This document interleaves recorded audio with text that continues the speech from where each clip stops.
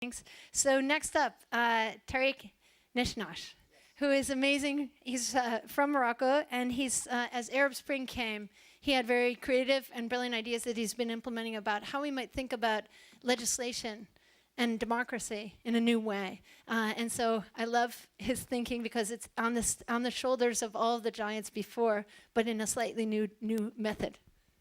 Thank you. Ladies and gentlemen,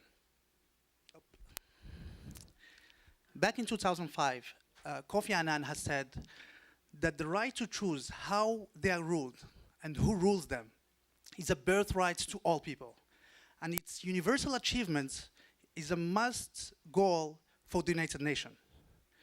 So now, when we look at the impact of technology on the political change, on human rights, on the rule of law, we feel confident about the future of building an inclusive participatory model for lawmaking. Back in 2011, there were street protests in more than 80 countries. And that's not only in the Arab world, but also in places like Spain or the US. The fact is, the society is changing so quickly, yet the governments are not keeping up. I remember in 2011, I worked with hundreds of thousands of protesters claiming the change of the constitution. And I had one concern. How can we make sure that the new constitution reflects the real voice of the people? So what we did back then is we built a platform, an online platform to engage citizens to discuss and analyze the constitution, and basically every citizens could read, comment, and vote in every article.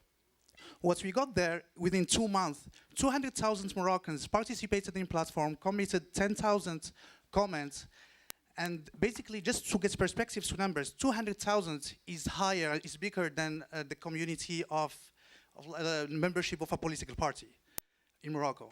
And to evaluate the impacts, 40% of the recommendation of the platform exists today on the new constitution. Built in on that, earlier this year, we decided to build a solution, a generic solution, to make it very easy, very simple, to discuss any law in any country. That solution is called Legislation Lab. Legislation Lab is a platform for citizen participation for the legislative process. It enables in few clicks to generate a website to discuss any law in any country, basically based on any sets of languages. Within 6 months of its launch, we are already supporting 9 languages, and we're getting solicited by 16 countries. Basically, for example, like in Chile, a local NGO is using the platform to discuss the constitution, the 1980 Pinochet constitution. Another example is in Iraq, where we are dealing with the marginalized groups, where basically we are dealing with the minority rights and what the minority rights, the minority groups are defining as minority rights. I mean, to be humble, we are dealing with a lot of challenges, but we are confident that there are solutions if we persevere to have a solution that is engaging, that is inclusive, and that is more impactful. Basically, what I'm presenting here today is a technology that enables participation in legislation. Ladies and gentlemen, what you really need today is a space for collaboration between technologists and policymakers to mainstream this solution for governments and for UN agencies. Thank you.